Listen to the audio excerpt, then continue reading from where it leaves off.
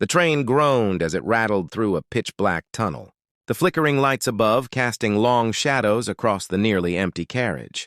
Rain tapped the windows like ghostly fingers, and the only occupant, a man in his 30s named Haroon, sat alone near the end of the car, his eyes darting to every creak and whisper of metal. He shouldn't have boarded this train.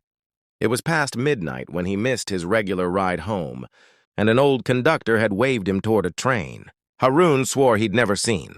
Before, black, rusted and reeking of something ancient. Desperate and tired, he'd stepped inside. Now he regretted it. The carriage was silent yet alive. He could hear soft breathing, though no one was in sight.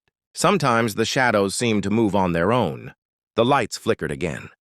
A second later, a shape appeared at the other end of the carriage, a woman in a tattered black veil. Haroon blinked. She was gone. A chill gripped him.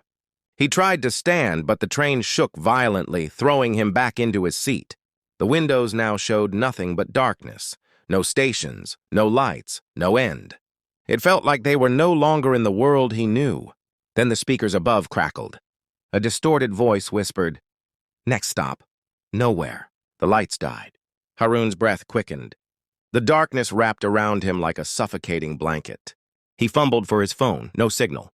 He stood and walked down the aisle, calling out, "Hello? Is anyone there?" A child's laughter echoed behind him. He spun around. Nothing. Suddenly, the carriage door creaked open, and the same veiled woman stood in the doorway. Her face was pale as bone, eyes hollow, mouth stitched shut. She raised her hand and pointed at him. The train screeched to a halt. Haroon turned to run, but the floor beneath him melted into black sludge. He sank slowly, screaming as ghostly hands dragged him down.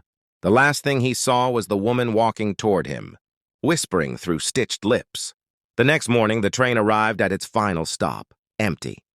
Only a faint scream lingered in the air, echoing through the cold, abandoned station, and the schedule board blinked red. Last passenger collected.